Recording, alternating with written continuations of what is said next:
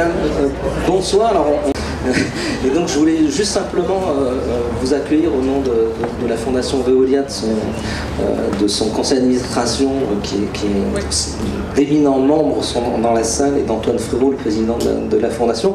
Et rassurez-vous, je ne vous ferai pas de longs discours, parce que je pense des conférences, des débats, des négociations, il y en a eu beaucoup cette semaine. Donc là, je voulais juste vous accueillir et puis dire que moi, je suis ravi de ce partenariat qui commence à être un partenariat qu'on inscrit dans la durée avec Tara, qui ce soir nous accueille sous sa tente. Je trouve que Tara, c'est une fantastique aventure scientifique, puisqu'il y a eu de très nombreux résultats, et je pense que ça sera une partie de l'objet de la performance.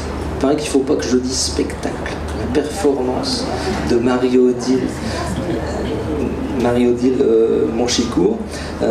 Et puis Tara, c'est aussi en termes de sensibilisation, et pour ceux qui ont eu le temps de visiter un peu l'exposition l'ont perçu, un fantastique travail de sensibilisation. Il y a de nombreuses écoles qui ont été visiter le bateau, donc c'est un lieu très propice pour parler d'environnement, pour parler des océans, parce que je pense qu'on n'en parle pas assez. Il y a eu, alors la semaine dernière, dans ce lieu, une très belle manifestation Because the Ocean, où des chefs d'État, des ministres ont signé une déclaration, mais je laisserai Raphaël ou Romain en parler plus en détail, mais voilà, pour mettre l'accent sur la nécessité de mieux comprendre ce qui se passe dans les océans. Et moi, alors, dans les océans, je suis un fan du plancton, et je pense que Marie-Odile va nous parler du plancton. J'en ai vu se balader là sur les écrans.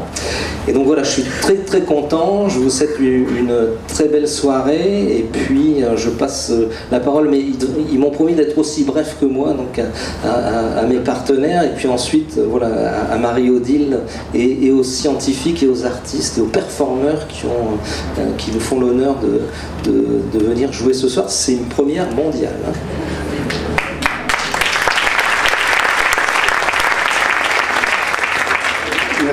Merci Thierry. Je voudrais moi aussi vous remercier d'être venu, de vous accueillir au nom de la Fondation Prince Albert II de Monaco. La Fondation est bientôt, ça fera bientôt 10 ans que Monaco et la Fondation du Prince sont à bord de Tara, de toutes les aventures de Tara sur toutes les mers du globe, tout autour du monde. Il y a eu l'Arctique, il y a eu plus récemment encore la Méditerranée, et nous continuons à bord de Tara maintenant pour aller explorer beaucoup plus précisément les coraux. Bon, vous savez que le prince est très attaché à la science des océans, et c'est vrai qu'avec Tara, on va de découverte en aventure et d'aventure en découverte. On a mené avec Tara aussi toute une collaboration très proche au sein de la plateforme Océan et Climat, qui a fait un gros travail, je crois, à l'occasion de la COP 21 ici, et sans doute des choses ont avancé pour essayer de mettre en avant les océans et le rôle des océans dans le climat. Et si ça a été possible, je crois que c'est beaucoup aussi grâce à tout le travail scientifique qu'a fait Tara, et parce que derrière le plancton et la beauté extraordinaire de toute cette biodiversité qu'on découvre, il y a un rôle fondamental qui est joué par le plancton dans toute la mécanique climatique.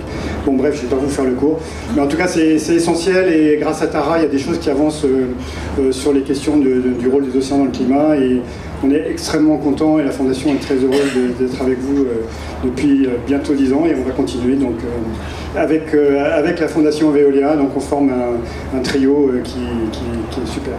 Voilà, merci, et surtout bonne soirée.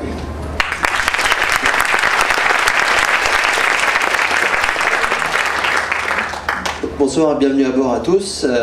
Le bateau trop petit pour tous vous accueillir, donc on vous a mis là ce soir. À mon tour de remercier nos formidables partenaires qui sont là depuis 10 ans pour l'un, 6 ans pour l'autre, et qui sont aussi là pour les 3 prochaines années. C'est important aussi de le dire. C'est des soutiens fidèles, et sans ces grands jours de soutien, on ne fait pas ces projets-là. Ça permet de construire dans la durée des choses. Et je voudrais aussi remercier Tara, s'il y a tant de succès, c'est aussi parce qu'il y a beaucoup de gens derrière, et beaucoup de générosité. De tous nos partenaires bien sûr, mais aussi des scientifiques. Il y a dans la salle, je crois qu'il y a Colomban ce soir et Chris Bowler de l'École normale supérieure.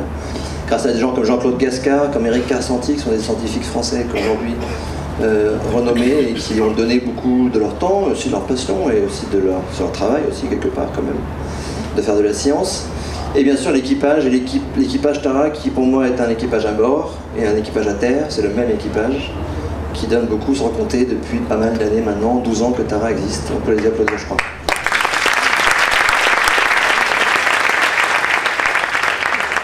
Voilà, et bien sûr je n'oublie pas Agnès V et Étienne Bourgois qui est donc président qui nous fait une totale confiance, et Agnès V bien sûr qui depuis 12 ans soutient ce projet avec le cœur. Voilà. Et voilà, on a encore eu la visite de Ban Ki-moon, notre super copain maintenant. On lui tape sur l'épaule, alors tu viens nous voir quand? Bah, je viens dimanche, ok d'accord. Donc il est venu dimanche nous revoir, 3 ans après New York. C'est la preuve que le travail qui a été fait depuis tant d'années porte, et c'est la preuve aussi que Tara, pour les océans en tout cas, veut dire quelque chose dans ce monde aujourd'hui. Voilà, je serai très bref. Le bateau sera visitable à la fin de la performance. Au fond de la stante là-bas, et la boutique ça restera ouverte toute la soirée. Merci beaucoup, bonne soirée.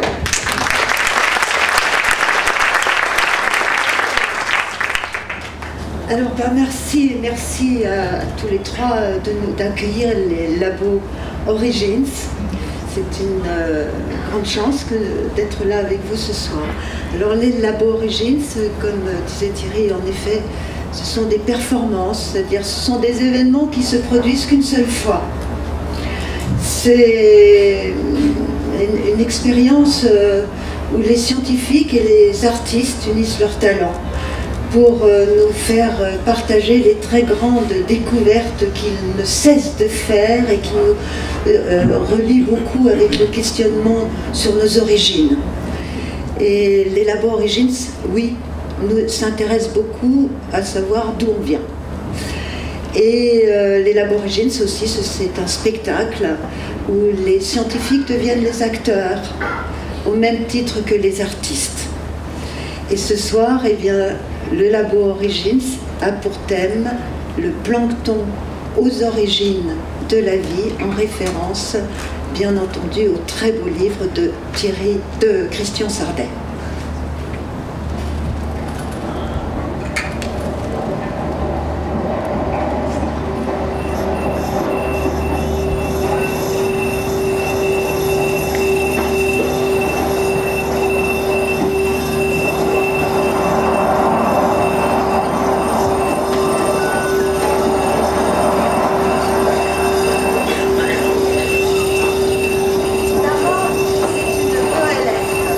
À son bord, des chercheurs. Son destin, sillonner les océans, du pôle Nord au pôle Sud. Son but, étudier le plancton. Le plancton, premier maillon de la chaîne alimentaire, mais aussi le plancton, à l'origine de tous les êtres vivants sur la Terre. Mais surtout, Tara. C'est une fantastique aventure humaine.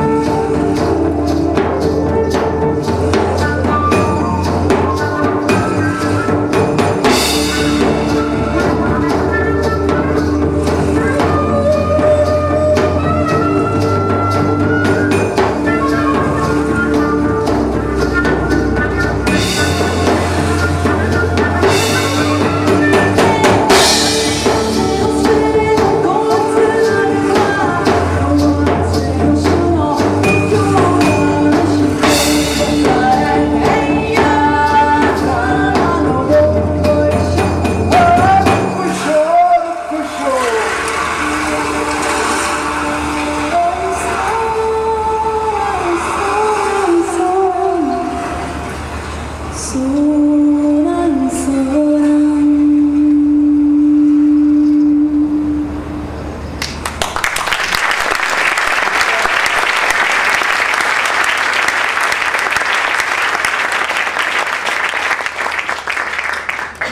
Et tout de suite, j'appelle Colomban de Vargas.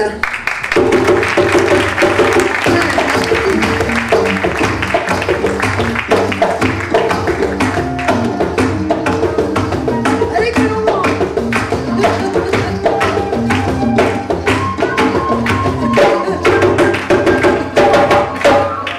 Ah, oui, bravo! Alors, Colomban de Vargas, non seulement vous êtes biologiste, mais vous avez voyagé sur Tara. Donc, pour commencer cette séance, je voudrais que vous nous racontiez l'aventure que vous avez vécue sur la Goélette. D'abord, c'est difficile de parler après ça. Ça donne envie d'aller couper les amarres de Tara et de repartir à la recherche de cette voie. Non mais donc ce qui était, non mais je pense que c'est parti, ce qui était très beau dans Tara, c'est que c'est parti avant tout, pas par un désir scientifique en fait, par un vrai désir d'aventure et d'aventure humaine et de tour du monde. Parce qu'en fait, je crois que ce qui nous a tous vraiment fait rêver, c'est qu'on soit un petit enfant maori ou un petit enfant issu d'Ulysse, de Homérique. Bon, on a tous, on crève d'envie de faire ce tour du monde et on sait que pour devenir un homme, il faut aller voir le monde d'abord. Et donc on était quelques-uns, pas beaucoup en fait. Il y avait Éric Karsanti bien sûr, le papa de Tara, hein. Gabi Gorski qui est chercheur à Villefranche-sur-Mer, Chris Bowler qui est à l'ENS ici. Et on était quelques-uns à vraiment avoir cette envie et on était suffisamment différents pour que ça marche. Et donc on est parti quoi, comme avec l'aide de Tara. Puis moi mes souvenirs les plus éblouissants, j'ai eu la chance d'aller 3 fois, donc on n'a pas fait tout le voyage. Mais j'ai eu la chance de faire le premier leg qui était complètement incroyable parce que le bateau était à peine équipé en fait, on n'avait pas du tout fini d'équiper. Et donc on est parti de Lorient en septembre, je me rappelle. Et c'était très magique parce qu'on avait fait la grosse fête la veille, donc on avait un peu la gueule de bois, puis on s'est trouvé sur une mer, donc c'était le premier leg qui allait jusqu'à Lisbonne. On s'est trouvé sur une mer complètement d'huile, enfin de mercurochrome, c'était complètement calme. Et puis là, on a commencé à tremper nos filets dans l'eau, à essayer nos instruments. Et je me rappelle très bien surtout d'Eric. Ils se présentent comment les instruments? On a des pompes, c'est pas très spectaculaire, on a des petits filets à papillons qu'on trempe dans l'eau. Puis on a l'air un peu bête parce qu'en fait, on ramasse quelque chose qu'on voit pas. Donc heureusement qu'on fait ça loin des gens parce que c'est un peu ridicule quand on pêche l'invisible. C'est comme si on est dans son jardin avec un filet à papillons à essayer d'attraper de l'air quoi. Et donc, non mais ce qui est merveilleux, c'est qu'après on concentre justement la vie. Et Éric Karsanti, par exemple, qui vient d'avoir la médaille d'or au CNRS, mais il l'a pas eu vraiment pour Tara. Éric est un biologiste cellulaire, qui connaissait très bien comment une cellule marche, et c'est un très grand marin, mais il n'avait jamais regardé le plancton. Donc je me rappelle très bien quand on a pêché notre premier trait, et puis Éric, il était comme un gamin, il a dit ça marche, il savait qu'il était sur la soupe du plancton, et puis on savait aussi qu'on avait 3 ans devant nous pour échantillonner le plancton des plus petits organismes. Il y a une question que je me posais, et je vous la pose là ce soir, c'est est-ce que sur le bateau vous avez déjà des instruments pour essayer de voir ces micro-organismes? Est-ce que vous avez déjà Oui. Donc il y avait un laboratoire humide où on collectait le plancton, on le mettait pour les analyses après au laboratoire. Mais on avait aussi des microscopes pour le regarder. Ah ouais. On n'avait pas beaucoup de temps pour le regarder parce que après c'était un travail assez épuisant. Donc ce premier jour c'était magique parce que c'était une mer de mercurochrome. Après l'océan s'est fâché. Et puis surtout on n'avait pas fini de monter le laboratoire. Donc ça nous a mis beaucoup de temps pour continuer à équiper le bateau, mettre au point les protocoles. On était prêts en mer Rouge. Et puis après c'était magnifique parce puis on était aussi, ce qui était très beau c'était d'arriver dans chaque port parce qu'on arrivait, l'équipe de Tara organisait en fait des rencontres avec les gens. Moi je me rappellerai toujours l'arrivée à Diego Suarez à Madagascar où il y avait des marionnettes géantes, des enfants qui nous attendaient. Ah ouais. Puis on allait leur raconter le plancton. On leur disait qu'il y avait 10 milliards de virus dans chaque litre d'eau de mer, ils nous regardaient avec des grands yeux. 10 milliards de virus ouais. Partout sur la planète. Et donc c'était dans un litre d'eau de mer. Ouais. Ah, dans un litre d'eau de mer, il y a entre 10 milliards et 100 milliards d'organismes vivants. Si on considère que les virus sont vivants, ce que je crois. Et voilà. Vous allez vous asseoir ici. Nous allons continuer notre conversation dans quelques instants.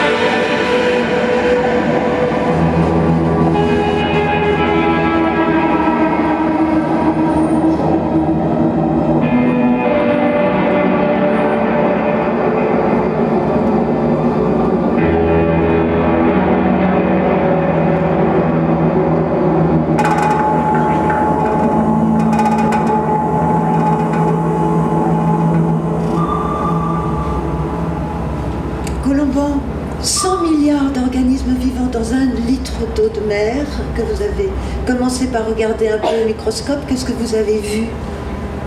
Alors en fait, pour l'instant, on n'a pas vu grand-chose. On a séquencé leur ADN. C'est ce qu'on a fait beaucoup. Parce que comme il y en a beaucoup, justement, qu'on voulait tout voir. Aujourd'hui, on peut séquencer énormément d'ADN très facilement. Ça coûte pas cher. Donc on a séquencé leur ADN. Mais ce qui était très intéressant, c'est qu'on a séquencé des tout petits organismes, des virus jusqu'aux plus grands, jusqu'aux animaux, aux larves d'animaux. Donc on a vu, pour la première fois en fait, sur un écosystème, à l'échelle planétaire, on a vu tous les organismes, des plus petits jusqu'aux plus grands. Ça s'est jamais fait sur une forêt, un récif corallien. Donc on a mis en fait cet écosystème en avant de la scène de la science des écosystèmes. Et ce qui est beau, c'est qu'on a vu, donc on a pu voir un peu tout. On a vu la limite du système. On a vu qu'on pouvait comprendre la totalité. C'est pas comme l'univers. Il y a une limite. C'est pas un infini d'étoiles. On a vraiment, maintenant on sait, on connaît les limites de ce corps écosystémique qu'est l'océan. Ça veut dire quoi, connaître ces limites? Le nombre d'animaux, c'est quoi? C'est-à-dire qu'on voit qu'on séquence de plus en plus et en fait on séquence de moins en moins de nouveaux et on peut savoir ces gènes à qui ils appartiennent en gros, mais souvent on ne sait pas très précisément. Bon alors, vous avez des organismes là-dedans mes chouchous. Vos chouchous, oui, vos chouchous alors. Alors moi ce qui m'a le plus ému dans cette histoire, et c'est quelque chose qu'on était quelques-uns à savoir en fait, mais on n'est pas beaucoup à étudier ces organismes. Comme on a regardé tous les organismes, des plus petits ou plus grands, on a vu en fait où se trouvait le plus de diversité, de biodiversité. Et c'est clair, c'est pas dans les grands, c'est pas dans les animaux, c'est pas dans les tout petits, dans les virus ou les bactéries, mais c'est au milieu. C'est dans la classe moyenne de la vie, entre quelques microns et quelques centaines de microns. Et c'est là que se trouve vraiment une énorme diversité d'espèces et ça, c'est un monde merveilleux parce que c'est des cellules c'est les premières cellules en fait qu'on appelle des protistes, qui sont comme les nôtres en fait. C'est des cellules qu'on appelle eucaryotes parce qu'elles ont mis leur matériel génétique dans une membrane. Et c'est une membrane un noyau. Dans un noyau, mais c'est une membrane, c'est vraiment une membrane, vraiment comme très flexible. Et puis il y a une autre membrane qu'on appelle la membrane cellulaire. Et puis c'est les premières cellules qui ont inventé la mobilité en fait. Jusqu'alors, pendant 3 milliards d'années d'évolution, les cellules étaient bloquées dans des coques. Et elles aspiraient la matière vivante comme avec une paille, hein, elles suçaient, elles aspiraient, mais elles ne bougeaient pas beaucoup. Et les protistes ont inventé ces membranes en fait qui peuvent bouger. Donc ils peuvent faire des bulles, ils peuvent faire des vésicules, voilà. Ça c'est des protistes, exactement. Ça c'est une des espèces les plus abondantes de la planète, hein, que très peu de gens connaissent. Donc ça fait des membranes qui comme des bulles de savon aussi, peuvent fusionner. Et peuvent sortir, peuvent emmener de l'information du génome vers l'extérieur et peuvent prendre aussi des proies, manger. Et en fait, c'est le début de manger, de la mangeaille. Hein. Ces cellules inventent de manger. C'est les premiers bouffeurs. Et ce qui est fabuleux, c'est que pendant 3 milliards d'années, il n'y avait que des croûtes de bactéries en fait. Et quand ces cellules sont arrivées, elles ont commencé à paysager, elles ont commencé à manger. Donc pour eux, c'était le gâteau planétaire, quoi. Et puis ils ont commencé à paysager, à creuser, à faire à faire des quoi? À faire des trous dans ces masses de bactéries. Oui. Et puis aussi à se manger entre eux après. Oui. Et puis en fait, se manger, c'est le premier acte d'amour, on peut dire. Parce que quand on mange une autre cellule, eh ben, au bout d'un moment, quand on la mange beaucoup, ben, elle nous dit arrête de me manger, moi je vais te donner quelque chose et tu vas m'apporter quelque chose. Et ça fait ce qu'on appelle les symbioses. Et donc la vie à partir des eucaryotes a évolué que par des symbioses. Et nous, on est le résultat de symbioses. Donc c'est pas du tout une évolution graduelle, c'est une évolution par rencontre de deux organismes qui apprennent à vivre ensemble et qui font un autre organisme nouveau, une symbiose, et qui parfois est beaucoup plus performant. Et il y a eu vraiment plein de miracles comme ça. C'est imprédictible, souvent on ne sait pas comment ça marche. Mais c'est ça qui a créé, en fait, c'est ces protistes c'est pour ça qu'ils sont si diversifiés, c'est qu'ils n'arrêtent pas de faire des symbioses. Et ils créent chaque fois des super organismes, des choses encore plus nouvelles, plus folles. Et donc en fait, ils ont créé la biodiversité, c'est eux qui ont fait la biodiversité. C'est ça, sans eux, on ne serait pas là. Non, bien sûr, parce qu'on vient d'une lignée, ils sont à l'origine, une de ces lignées a donné les animaux. Mais alors, vous avez eu de grandes surprises quand même en étudiant ces protistes. Alors, oui, il y a une chose. C'est votre spécialité, ouais. Mais là, vous avez vraiment découvert des choses qui vous Parce qu'on a vu, voilà, il y a une chose qui est très belle aussi, c'est que c'est avec leur membrane, ils peuvent prendre des éléments du monde. Donc non seulement ils prennent d'autres organismes, mais ils prennent aussi de la matière du monde. Et ils mettent sur des supports, en fait, des protéines ou des espèces de plastique. Ils cristallisent du verre, de la pierre, du strontium, toutes sortes de matériaux, et ils font des petits squelettes, je ne sais pas si on peut les voir, enfin, absolument merveilleux, c'est des petits bijoux que vous pouvez voir d'ailleurs sur les images là-bas. Et puis en se construisant eux-mêmes, en fait, ils ont aussi construit le monde parce que ces petits squelettes en fait coulent au fond de l'eau et font des centaines de mètres de matière.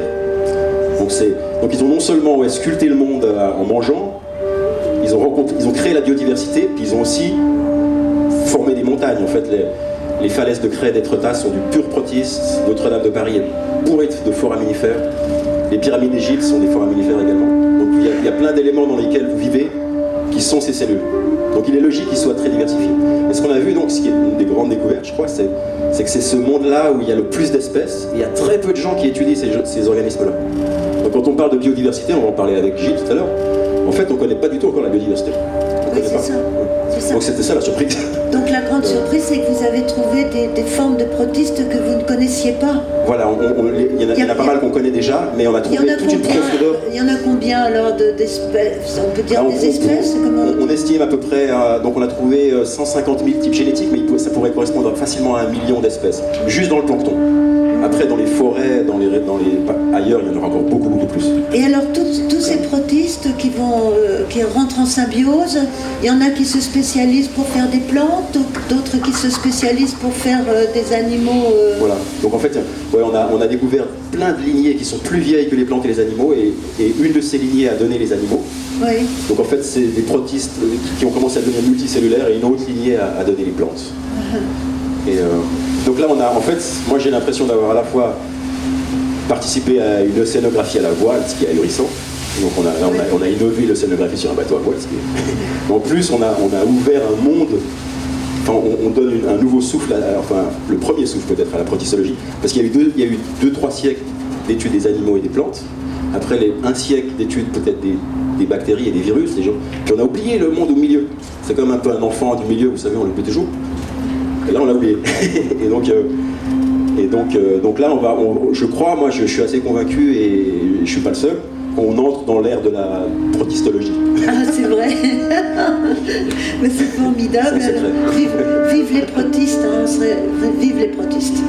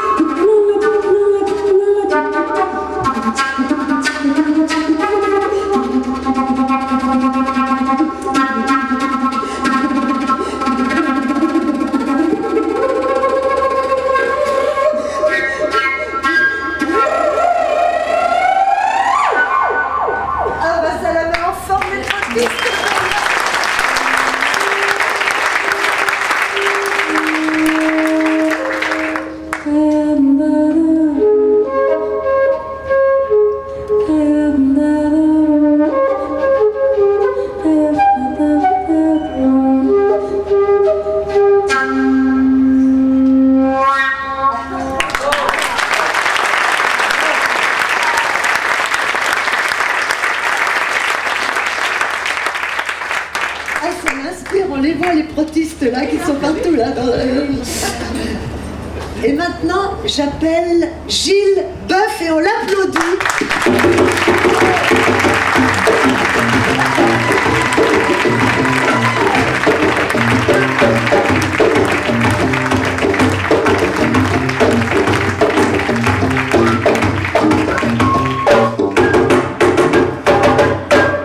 Alors Gilles Boeuf, on l'applaudit parce qu'on a beaucoup de chance de l'avoir ce soir, parce que Gilles, vous avez passé toutes ces 15 jours à courir pour le COP 21, courir, à sauter, à pour crier, vous bagarrer pour la défense de la biodiversité, parce que la biodiversité est mise en danger à cause du réchauffement climatique. Oui, et donc des folies des humains.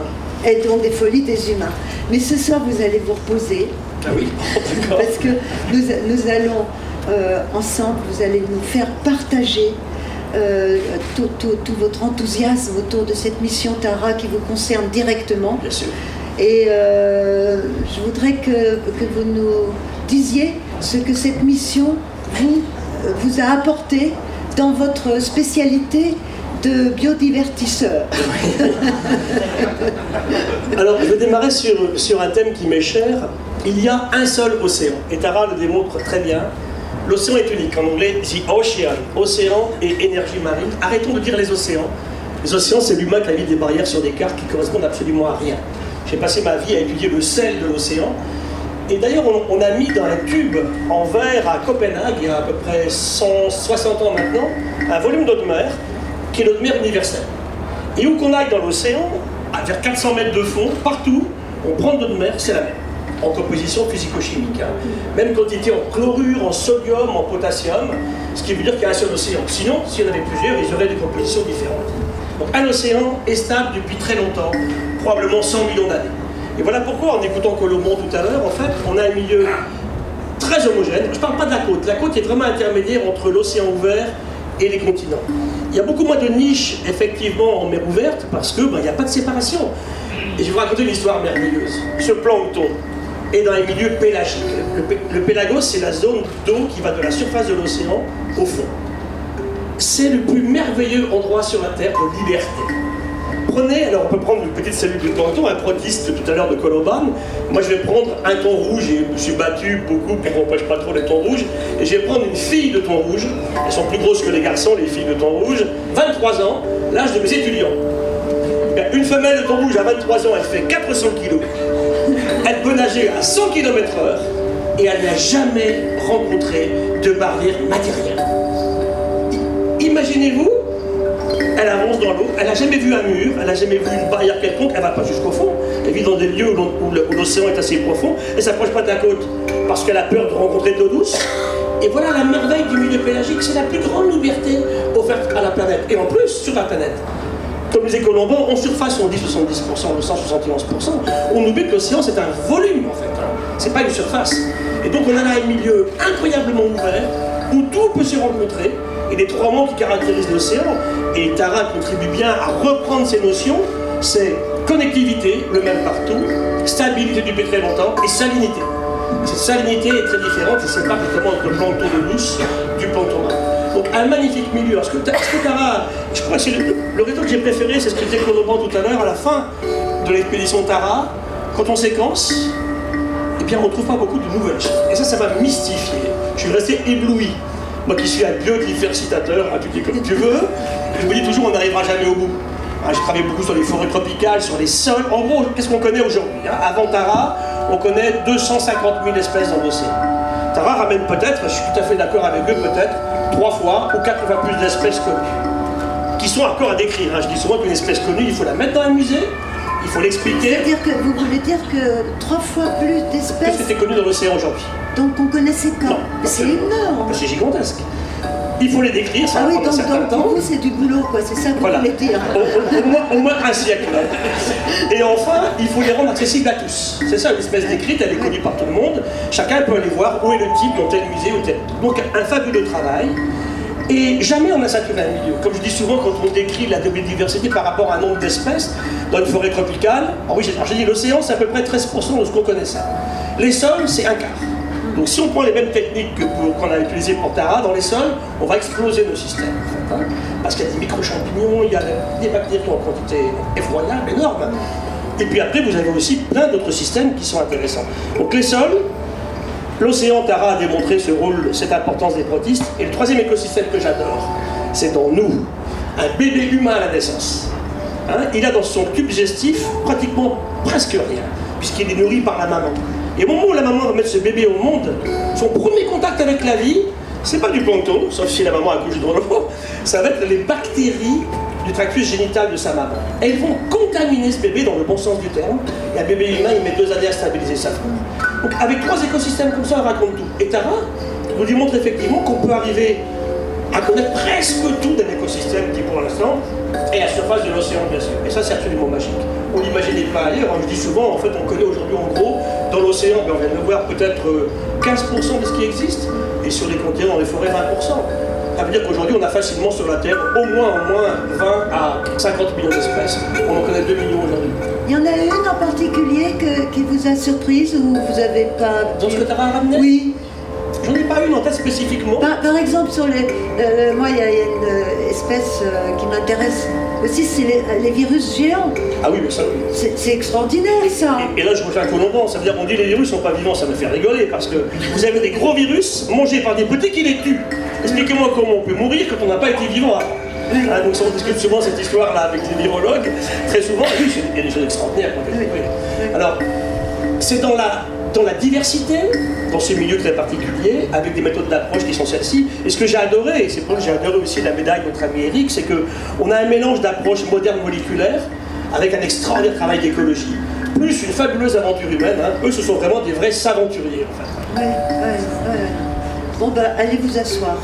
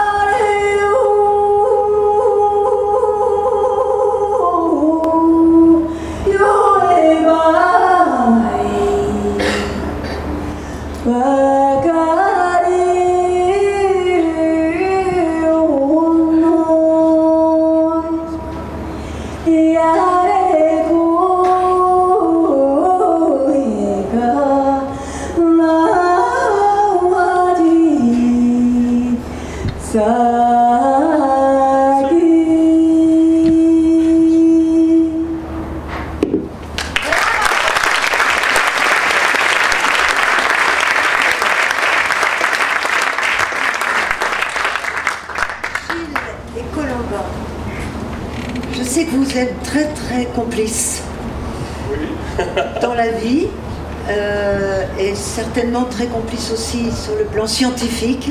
Vous faites des tas de bêtises aussi d'ailleurs. Et je n'en doute pas un seul instant. Et je ne demanderai pas lesquels. Mais en tout cas là, moi je vais vous demander, je vais vous poser une question et je voudrais que ensemble vous en discutiez.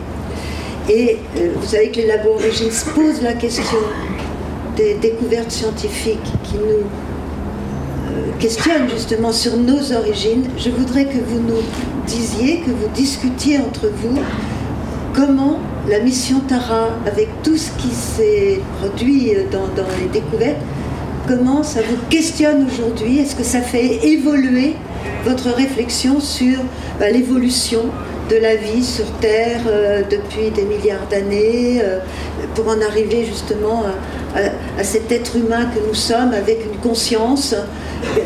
Comment ça vous fait réfléchir? Voilà. On vous écoute. Alors je commence. Je pense qu'il y a quelque chose qui est... Ce que Gilles a dit est très vrai, c'est-à-dire que le plancton, c'est vrai que c'est très simple. Il y a beaucoup d'espèces, moi je pense qu'il y en a beaucoup plus que ce que tu dis, mais on peut en discuter. mais c'est quand même très simple par rapport à une forêt, à un sol qui a plein de micro-environnements, qui a d'une complexité infinie. Un récif corallien, ça a des micros, on va attaquer le corail avec Tara, là, ça c'est du sérieux. Le plancton, ce qui est magnifique, c'est que c'est un échantillonnage d'un tout petit peu de tout le vivant. On a saupoudré les océans d'un petit peu de vivant, et puis ça change tout le temps. Ça se casse la gueule et ça réémerge. Comme un espèce d'organe qui... Donc le système en fait est perpétuellement réorganisé, et il réémerge et il n'arrête pas de rebondir et de rebondir. Et ça c'est magique, parce qu'on a un peu de tout. Et à mon avis, c'est le laboratoire pour comprendre comment un vrai corps, parce que quand on étudie un corps, on doit tenir compte de tout. Un corps humain, c'est plus de cellules bactériennes que humaines. On a plein de virus, on ne connaît même pas encore tout ce qu'il y a dans un corps humain du tout. Et donc on est des petits écosystèmes. Et à mon avis, là, c'est l'écosystème complexe, quoi, avec tout ce qu'il faut pour faire marcher un système, où on va pouvoir comprendre comment les vraies règles d'organisation d'un système. Et donc moi il y a une question qui m'interpelle et je peux te la poser peut-être. C'est qu'en fait, donc on n'a pas vu en fait, mais on a tous ces types de cellules en fait dans le plancton qui pourraient être tous les types de cellules humaines. On a 7000 types cellulaires différents dans un homme. On a des petites amibes dans le cerveau qui sont nos neurones. On a des cellules musculaires qui ressemblent à des diatomées. Donc on est fait de 7000 protistes qui ont un seul génome, quoi. Alors que dans l'océan, ces cellules, elles forment aussi un organisme, mais elles sont bloquées en fait. Hein, c'est une espèce, chaque type cellulaire est une espèce. Et je pense qu'il va y avoir des lois extraordinaires à mettre en comparaison entre comment un bébé humain en fait s'organise avec ces types cellulaires. Et je sais pas ce que tu en penses. Ce qui est pertinent dans l'océan, c'est que le milieu est très homogène. Ça veut dire qu'au large, encore une fois, Et c'est vraiment le système le plus intéressant, le plus simple à aborder pour faire ça. Dans un sol, ça va être horriblement plus compliqué. Il y a 3,5 tonnes de bactéries à l'hectare, autant de champignons par hectare, en masse, quand vous voyez ce que ça pèse, un morceau de mycélium ou bien une bactérie. Donc l'océan est idéal pour faire ce genre d'approche. D'ailleurs, si à la fin de leur système, ils arrivent à saturer les connaissances pour la partie superficielle de ce qu'ils ont regardé, c'est pas par hasard. Je crois que sur un sol, on va jamais y parvenir. Aujourd'hui, on fait des séquençages massifs, c'est infini. Donc ça, c'est d'abord la pertinence du modèle, absolument génial pour moi de faire ça dans l'océan. Ensuite, si je comprends, il y a une différence avec un bébé humain, parce que n'oubliez pas une chose, c'est que ces 7000 modèles cellulaires qu'évoque ici Colombo, ils viennent d'une union entre deux cellules initiales, un énorme ovocyte de la maman, elle en pond un tous les 28 jours, et un ridicule petit spermatozoïde du papa, qui parmi les milliards produits a réussi à rentrer dans l'ovocyte de la maman, c'est le struggle for life, il est rentré, il perd son flagelle, il féconde cette grosse cellule, et l'union des deux, ce qu'on appelle le zygote, va donner tous les types cellulaires d'un corps humain. Et ça, je crois que c'est la chose la plus merveilleuse de la vie, et pour un biologiste cellulaire, c'était Walter Gehring, notre ami qui est parti il y a quelques temps, qui travaillait là-dessus, il montrait comment, à partir de l'union de ces deux cellules, on crée un organisme avec son embryogenèse qui l'amenait à faire un organisme élaboré comme peut l'être effectivement un humain. Mais tout à l'heure, j'écoutais ce que disait Colombo sur les symbioses. Nous sommes des symbioses en permanence. Même nos protistes marins, on en a aussi dans le corps humain, bien entendu, avec des traits méchants. Le paludisme, le plasmodium est un protiste qui sait faire une chose fantastique. Il s'est rentré dans un globule rouge. C'est magique parce que quand vous avez des médicaments, ben, si on tue le globule rouge, c'est pas terrible comme résultat. Donc comment aller le chercher dans le globule rouge? Et ça, on ne sait pas faire, et c'est la raison pour laquelle, pour l'instant, on traite très très mal des maladies comme le paludisme. Et un humain, c'est un ensemble de symboles extraordinaires. On a plein les trous de nez, plein les cheveux, et on est beau quand même. Si on les attend, c'est pas beau. Et il y a un second système dont on n'a pas encore parlé, c'est le sexe. Et ça, c'est assez génial dans le vivant, parce que tout à l'heure, c'est génial, mais c'est horriblement compliqué, mais ça pose des questions d'abord qu'on pose comme question. Pourquoi deux sexes? Les champignons, ils ont 100 sexes différents, on mange le produit avec ce qui n'est pas son clone. Il y a des tas de bestioles qui se débrouillent sans sexe. Il y a des poissons, il y a des grenouilles, il y a des insectes, il n'y a que des filles. Les garçons, ils savent rien faire tout seuls. Et puis, quand est-ce qu'apparaît le mal? Quand ça va mal. Ça va mal, il fait trop chaud, trop froid, c'est pas assez mouillé, c'est trop salé, c'est pas assez salé. Là, les mâles apparaissent, parce qu'on va faire en fait un brassage de gènes que nos bactéries et nos protistes faisaient depuis très longtemps. Ça veut dire qu'on va arriver à un système où on va faire un transfert latéral de gènes. Chez les bactéries, ça marche très bien. Et là, on va augmenter incroyablement la puissance de feu pour réagir à des changements. Si ça n'avait pas changé à l'extérieur, allez, on aurait une bébête marine, 10 bébêtes marines, 10 bébêtes continentales, on aurait fait le tour. C'est parce que ça a changé que ça a obligé la vie à réagir. Et ça, la sexualité a été un fabuleux système pour aider la vie, sans aucun dessein intelligent, bien entendu, pour réagir à ces agressions qui correspondaient à des changements. Et le changement climatique dont on parle depuis quelque temps est en plein au centre de ces débats. Et le sexe chez les protistes, donc que j'aime beaucoup, que vous aimez un peu qui m'obsède, chez les protistes, c'est étonnant parce qu'en fait, quand ils se transforment en gamètes, en spermatozoïdes, eh ben, ils meurent en fait. Donc en fait, ils inventent sexe et mort, c'est la même chose pour un eucaryote. C'est-à-dire qu'avant, avant les protistes, il n'y avait pas de mort. Les bactéries se divisent. Excusez-moi, je voudrais comprendre. Quand ils se transforment en gamètes, ils meurent? C'est-à-dire qu'en fait, ils sont une seule cellule. Donc quand ils deviennent des spermatozoïdes, et ben en fait, leur corps meurt. Et donc c'est le sexe et la mort au début, dans ces cellules, avant que les organismes multicellulaires existent, et ben c'est la même chose. Le sexe et la mort, c'est strictement la même chose. Et après donc, les corps ont appris à survivre à leur progéniture, mais c'est complètement aberrant. Donc c'est compliqué, mais c'est génial pour faire de la diversité. Voilà, c'est ce qu'il faut garder en tête, c'est important. Et il y a quand même que les filles, au départ, en fait, ces cellules, c'est quoi la vie initiale, en fait? Il faut bien voir ce que c'est. Quand apparaît la biodiversité, alors on la situe à quelque chose comme 3,90 milliards d'années, 3,900 millions d'années. C'est un truc qui a été inventé avec une membrane, c'est la membrane essentielle, bien avant le noyau, c'est la membrane, qui va séparer quelque chose à l'intérieur et à l'extérieur. Et des échanges vont se faire à travers cette membrane. Et tout va partir de là. Alors on parle de Luca, qui serait le premier ancêtre de tout ce qui vit sur la Terre aujourd'hui, mais ce n'est probablement pas le premier être vivant. On pense qu'il y a eu des êtres vivants avant qui n'ont laissé aucune trace, qui ont disparu. Et Luca, lui, a été celui qui nous a amené, avec les systèmes que décrivait tout à l'heure Colomban, au niveau ARN et ADN par la suite, en se divisant en 2, en 4, en 8, etc. Et c'est comme ça que la diversité s'est faite au départ, avec peu de diversité. Quand on fait des clones qui sont chaque copie fille de la maman, il y a beaucoup de diversité.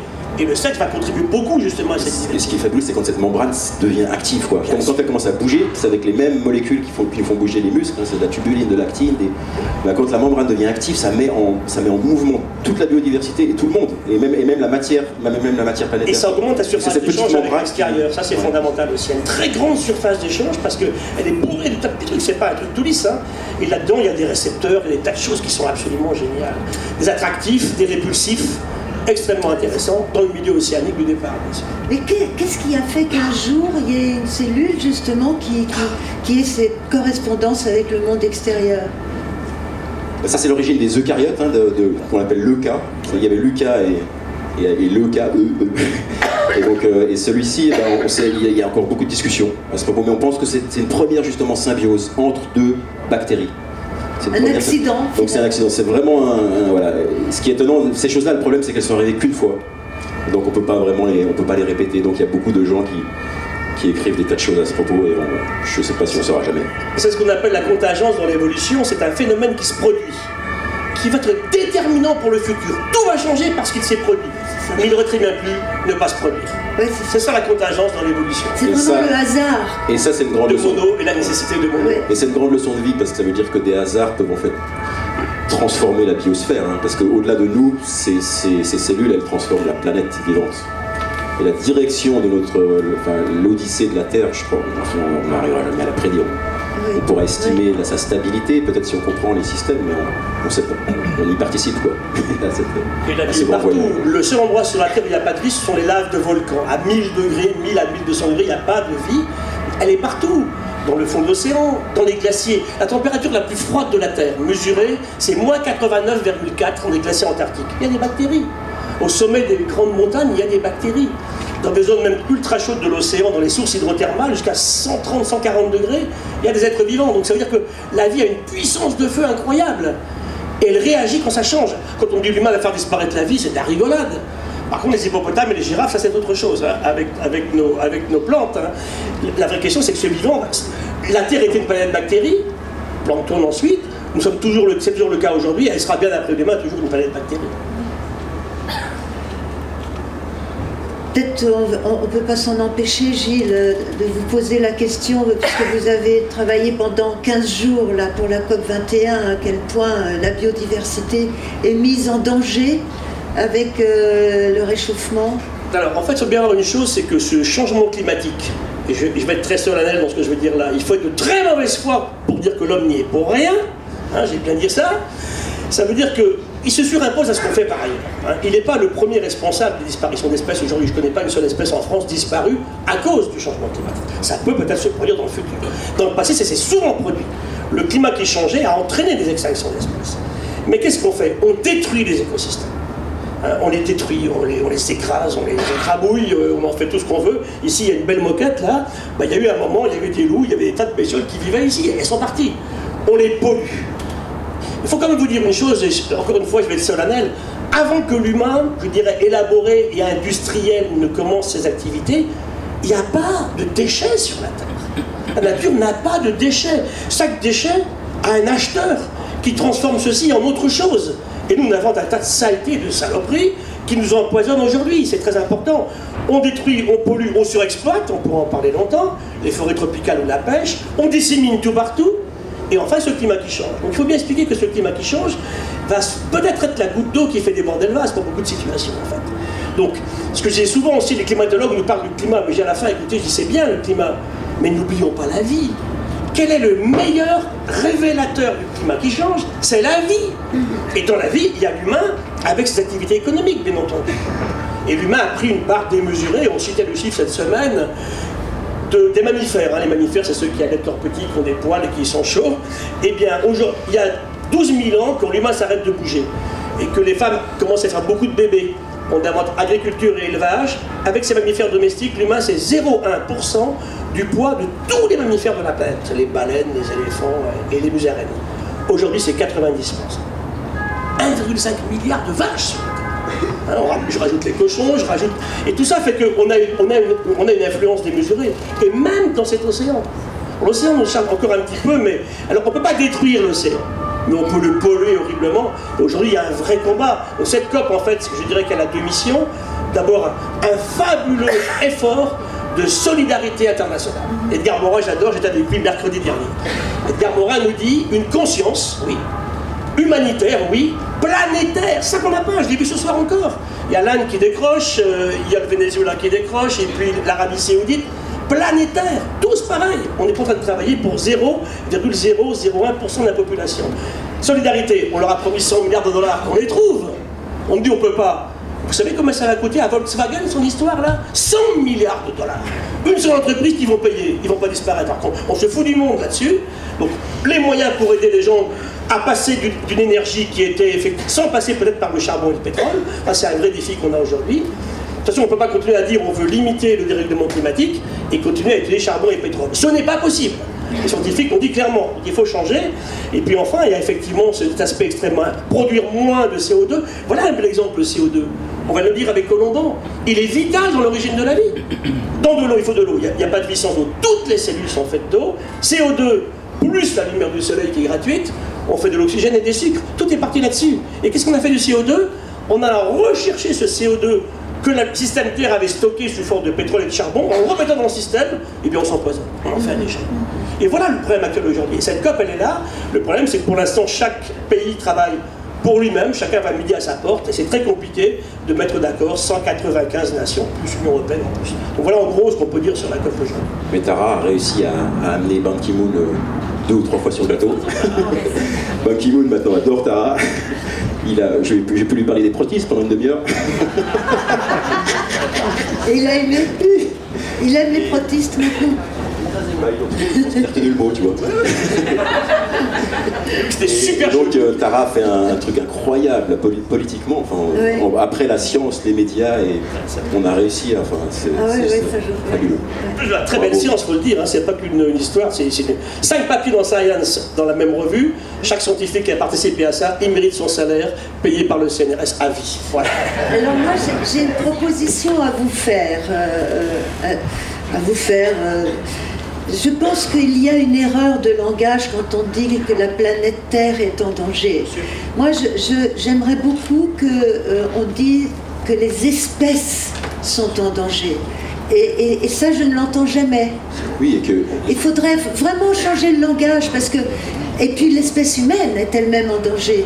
Donc je pense que ça parlerait beaucoup plus au public si on parlait du danger des... Elle s'en fout, la planète. Ben oui, elle s'en fout, la planète. Il y a une belle histoire que racontent les Américains. Elle va nous donner une grosse baffe. Voilà, il y a 2 planètes qui se rencontrent. Une belle, elle est verte et bleue, elle est magnifique, puis une palote à côté, maigrichonne. Et il dit à sa copine, mais qu'est-ce qui t'arrive? Il dit, écoute, je suis malade. Qu'est-ce que t'as attrapé? L'humanité. T'embête pas, ça dure pas très longtemps.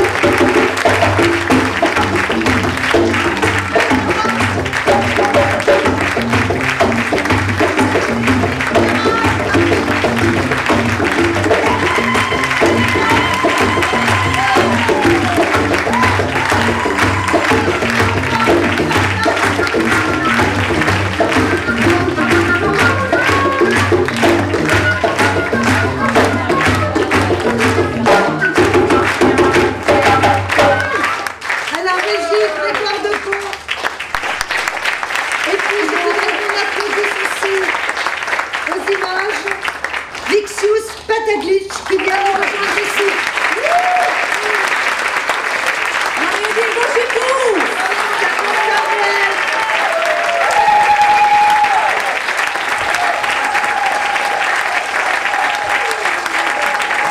Et vous venez tous parce que ce sont tous des artistes, et les scientifiques aussi, il faut qu'ils saluent comme des artistes.